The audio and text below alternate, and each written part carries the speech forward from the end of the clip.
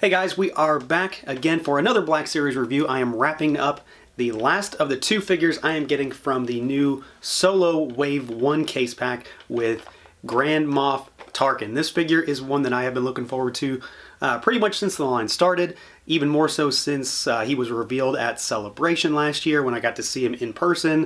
It was very cool. Been looking forward to this. He looks like he might have changed a little bit from those prototypes because of the new photo printing technology they got, but I am very, very excited. He comes in that standard box, so we've got the big window, we've got the red and the black. He is number 63, and then we've got some artwork on the back as well as the front, and then a very brief write-up of this villainous character. So let's just do it, pull him out, take a look. Alright guys, so here is Grand Moff Tarkin out of the packaging. This is a figure, like I said, that I have been really looking forward to. One that is generally not as well represented in Star Wars lines, and he is obviously one of the pivotal characters in the entire saga. I mean, objectively speaking, he is the villain in A New Hope, so it's only fitting that we get him in the Black Series, and thankfully, he came out at such a time that we were able to get the new photoreal tech on the face, and I think it elevates this figure to a whole new level, like I'm sure you are expecting it to. He, of course, comes with the Interrogation Droid, which we will talk about shortly, but we'll go over the general basics of the figure, because for the most part, there's not a lot to talk about. He's kind of a generic officer's body with the head, and we'll maybe do some comparisons against what I think is where he gets some of his parts from, but let's do articulation and paint and sculpt and get all that out of the way first.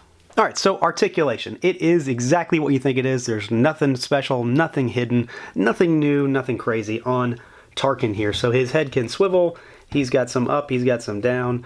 Arms can go all the way out, they can swivel. We've got a single jointed rotating elbow, we have got hinged and rotating wrists, we do have a waist twist, we've got a little bob action there, pretty standard, nothing crazy.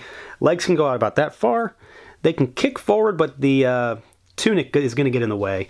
They can go back, thigh cut, double jointed knees, and then we have got a rocker and hinges at the ankles. So it's nothing special, nothing crazy. It is exactly what you expect. Standard run-of-the-mill Black Series articulation, and for the most part, I don't really care. He's going to stand pretty much still for his career on my shelf, next to Vader, maybe with Thrawn or with Krennic, get a little bit of an officers of the original trilogy era going there, just to have something a little different on my shelf. But as far as his overall look, it's exactly what you think. He is in kind of a standard officer's uniform. He's got that kind of gray-green look going on with the tunic that he has. He's got the standard kind of Imperial officer belt. We've got some code cylinders on the left and right front of his tunic. We've got his rank insignia there, and then it's just got, you know, the billowing pants, the shiny boots,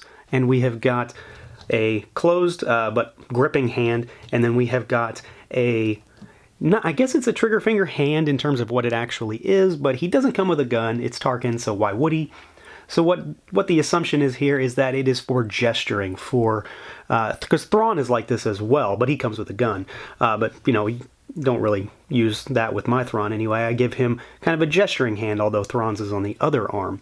So it's kind of something just when you've got him maybe barking orders at Vader or at a squad of stormtroopers or talking to other officers. It's that kind of thing. If you watched Robo's review on the Fwoosh, he used it kind of as maybe a thinking hand, although he can't touch his hands to his face, so that's kind of out for me. But it also works slightly well for when he's kind of interrogating Leia for the location of the secret rebel base, right before he destroys Alderaan. So that works as well. So it's definitely kind of a gesturing hand, and I'm okay with that in this situation because he'll very much kind of mimic my setup with Thrawn. So that works well. Now, paint-wise, as far as the base figure goes, it's okay for the most part. We got some silvers, we got blue, red, and yellow, and there's not a whole lot to talk about there. It's kind of what you see is what you get. There's really nothing on the backside. It's all mostly molded plastic, and then just a little touch of paint here and there on the body.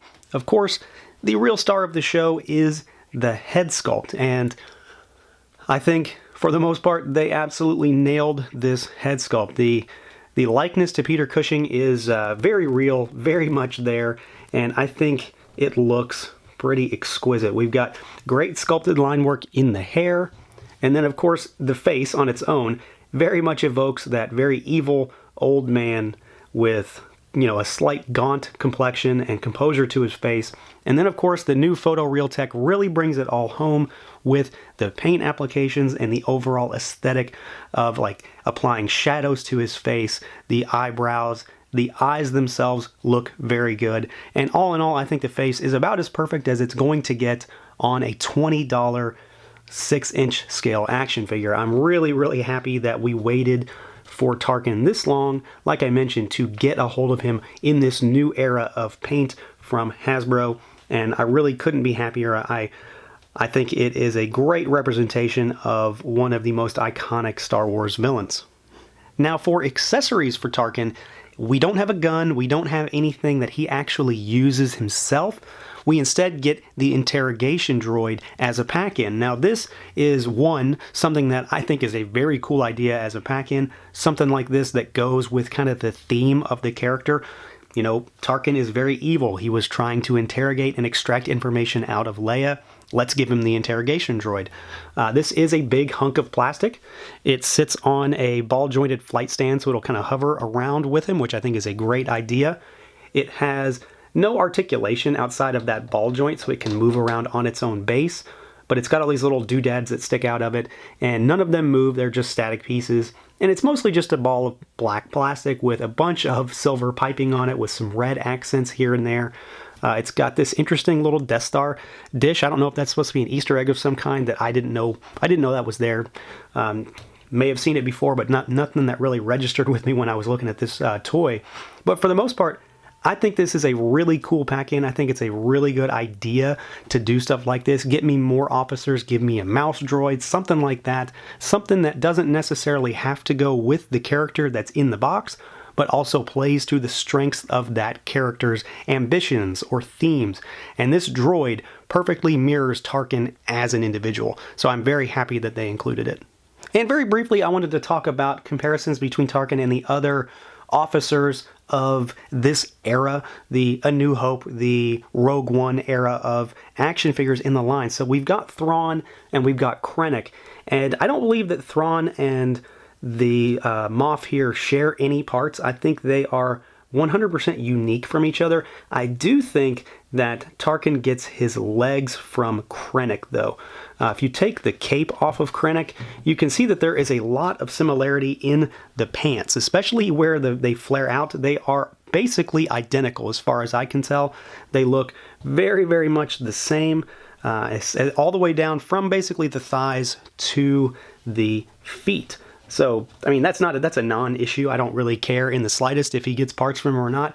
Black Series isn't a huge property that shares parts, but when they can, I think they should, and there's no reason not to. So I think I'm right here. If someone knows that I'm not, of course, please let me know, but they look very, very much convincingly similar.